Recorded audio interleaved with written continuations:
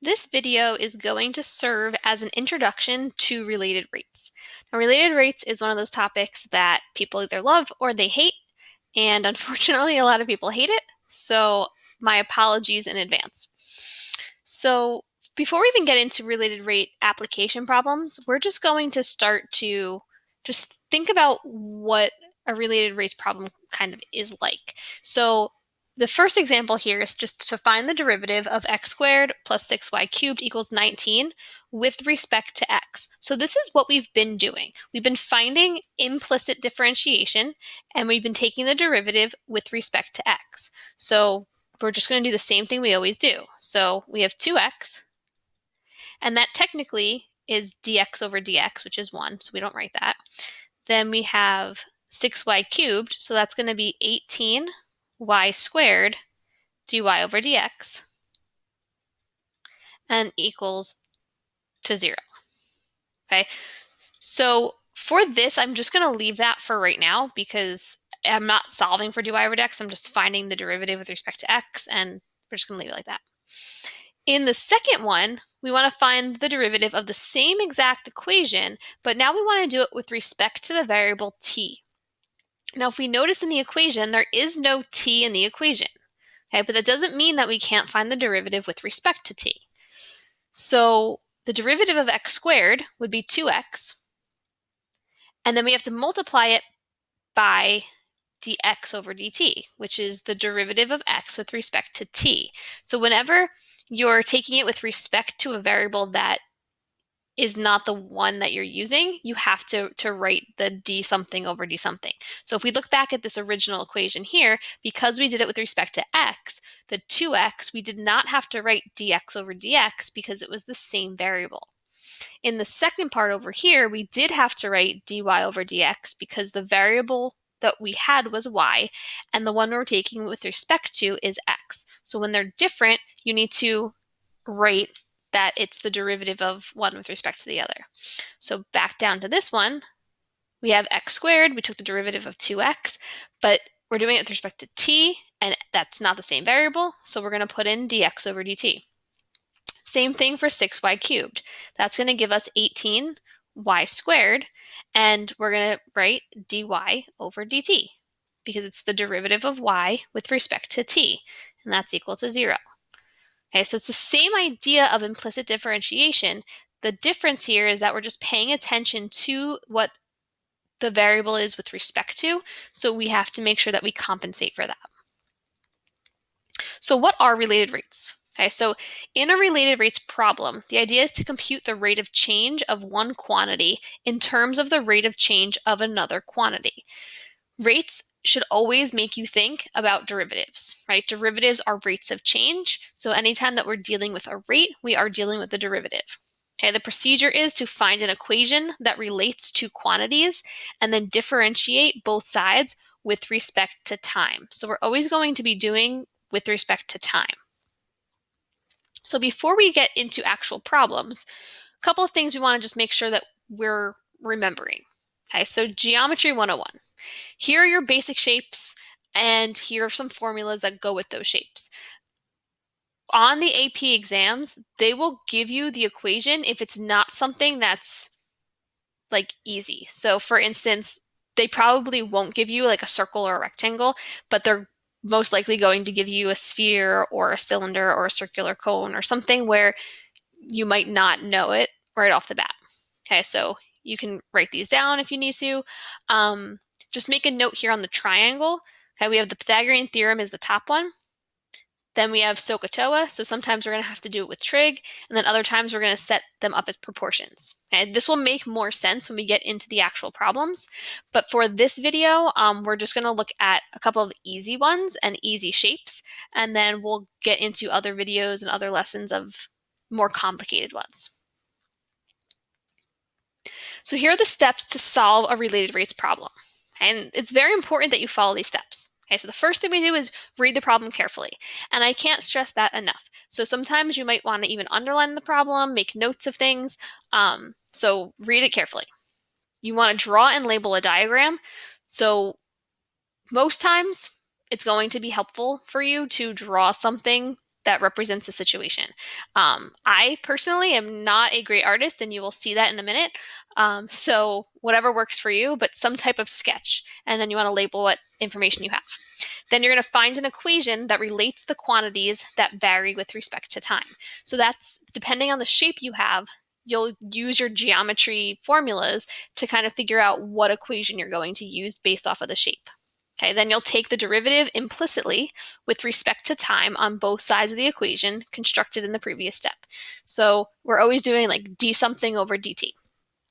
Then we insert specific information from the problem, and then we will solve for our unknowns. Okay, and because these are word problems, we want to make sure that we have the correct units and we don't forget to include them in our answer. Okay, so we're going to look at this first example, and we're going to start a little bit easy here. So we've got the length of a rectangle. So the shape I have is a rectangle, so I'm going to just start drawing my rectangle. My great artistic skills. Length of a rectangle, so I know that I have length and I have width.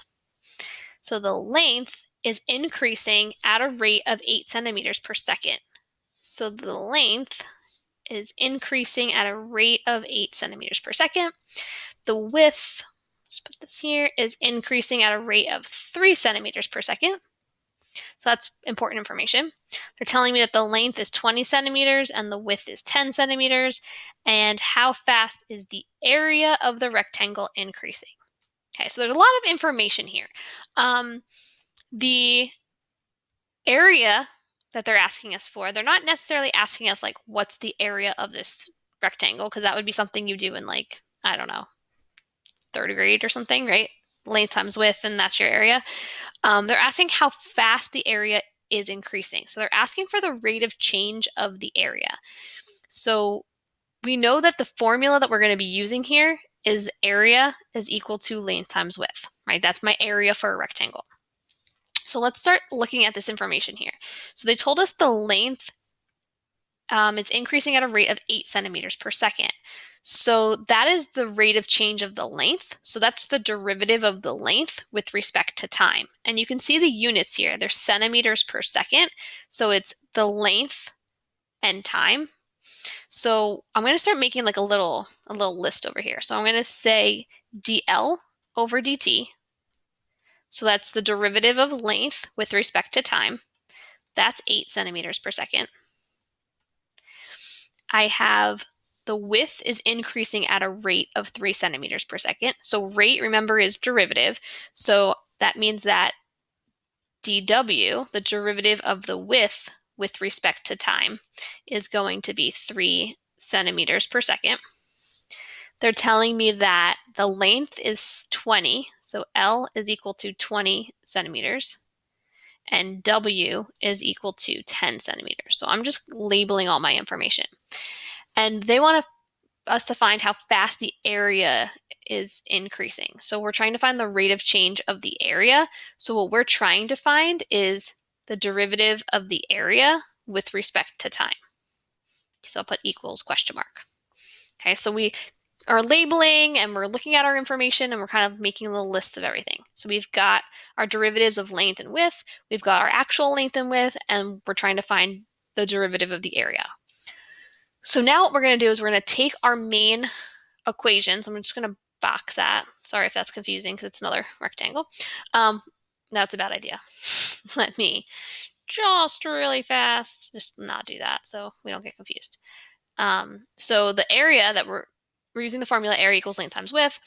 So we're going to take the derivative of this with respect to time. So I'm just going to over here put like d over dt. So let's take the derivative of this entire equation with respect to time. So we get the derivative of a would be dA over dt, right? The derivative of area with respect to time equals, and then we have length times width. So we have to use the product rule. So our first is L, our second is W. So we're going to do the first, which is L, times the derivative of the second. So the derivative of W would be 1, which is in front of the W, times dW over dt. All right, so it's L times dW over dt. So that's first times the derivative of the second, plus the second, which is W, times the derivative of the first. So that would be dL over dt. Okay, so we found the derivative implicitly. So now, once we've done that, we're going to plug in the information that we know. So dA over dt is what we're trying to find. So dA over dt equals, the length is 20 centimeters. So I have 20 centimeters times dw over dt, and that is 3 centimeters per second. And then I'm going to add this to the width, which is 10 centimeters, times dl over dt, which is 8 centimeters per second. Okay, so in other examples going forward, when they're like a little bit harder, I might not always include the units in the work, but my final answer will have the units. But I wanted to show you how I'm getting my units. So now I'm just going to multiply the stuff together. So I get dA over dt. So here I've got 20 centimeters times 3 centimeters per second. So this is going to give me 60 centimeters squared per second. 10 centimeters times 8 centimeters per second is going to give me 80 centimeters squared per second. If I add 60 and 80, I'm going to get 140 centimeters squared per second. And that would be my derivative of the area with respect to time. Okay, let's look at another one. Okay, so here we have a pebble is dropped into a calm pond, causing ripples in the form of concentric circles. So here's a circle, right? And concentric circles just means it's going around like that. Oops, my great art skills. Here we go. Whoops. You get the drift, right? So it's going like that. So the circles are getting larger and larger. So the radius of the outer ripple is increasing, so it's expanding at a constant rate of 6 inches per second. So I'm going to underline some information. So the radius is increasing at a rate of 6 inches per second. When the radius is 4 feet, at what rate is the total area of the disturbed water changing? So it wants us to find the rate of the area. So that means I have to find the area. So the shape we're using is a circle. So the area of a circle is going to be pi r squared. And then we have that the radius is increasing at a rate of 6 inches per second. So dr over dt, the derivative of the radius with respect to time, is 6 inches per second. And the radius is 4 feet, so r is equal to 4 feet. Now here's something we have to pay attention to. The units are different here. So we have inches for our derivative and we have 4 for our radius. So we need to have them be the same units. So we can do one of two things. We can make 6 inches per second into 0.5 feet per second, or we can make 4 feet into 48 inches. Either one will give you the same answer. It's going to be, I guess, easier to make it into 0.5 inches so your numbers are smaller, but potato. So I'll do that. So I'll say that this is equal to 0.5 feet per second. So now I have to take the derivative of the area with respect to time. So I'm going to put d over dt in front. So I get dA over dt is equal to, and then pi r squared, I'm taking the derivative of that. Now, pi is a constant, remember? So I could leave the pi there. So when I take the derivative of r squared, it's going to be, the 2 is going to come down. So I'm really going to have 2 pi r, and then times the derivative of r with respect to t. So then we get, dA over dt is equal to 2 pi times the radius. The radius they told us was 4. And then dr over dt, we're going to use 0.5. And I could put my units in here for 4 feet and 0.5 feet per second. And then if I solve this, we get that dA over dt is equal to 4 pi. And if you wanted to change it to a decimal, the rule for the AP exam is that if you're using decimals, you have to use 3 decimal places at least. You can use more than 3, but you must use at least 3. So this would be the same thing as saying 12.566. So either one that you're going to use, and then our units here would be feet squared per second. If you're going to use inches instead, then you just would have inches squared per second, and you'd have a different number because you'd use different numbers, but you get the idea. Okay, let's look at another one. So air is being pumped into a spherical balloon so that its volume increases at a rate of 100 centimeters cubed per second. So here's another great drawing just for you. Here's my pump. It's like a pump, right? Sort of like this. It's great. And then we have this, spherical. This looks like a not a sphere. Well, pretend it's a sphere. So it's getting pumped here. Here's like the diameter. This looks really terrible. Anyway, pretend it looks good. We've got a spherical balloon, so that's our shape is a sphere, and its volume is increasing. So I can see that as it's getting blown up, it's getting larger here. So it's increasing at a rate of that. So I'm just gonna start labeling things. So I'm dealing with a sphere. So I have to use the volume of a sphere because that's the only formula that would work here. So volume is equal to 4/3 pi r cubed. They're telling me that its volume increases at a rate of 100 centimeters cubed per second. So that's going to be dV over dt. That's going to be 100 centimeters cubed per second.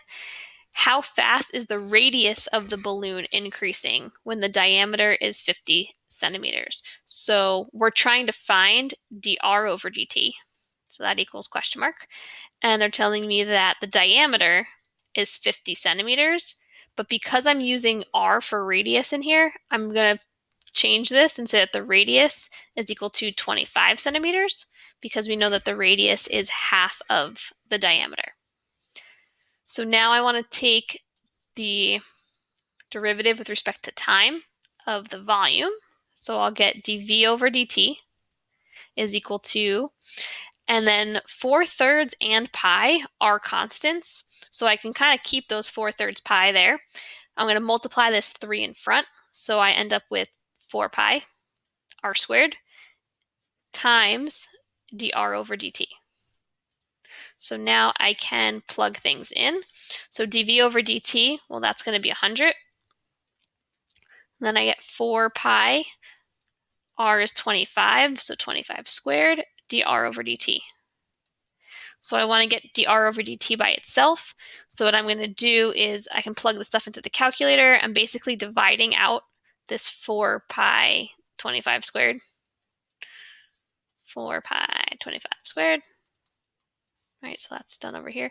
So we end up getting that dr over dt is equal to 1 over 25 pi, which is 0.0127 centimeters per second.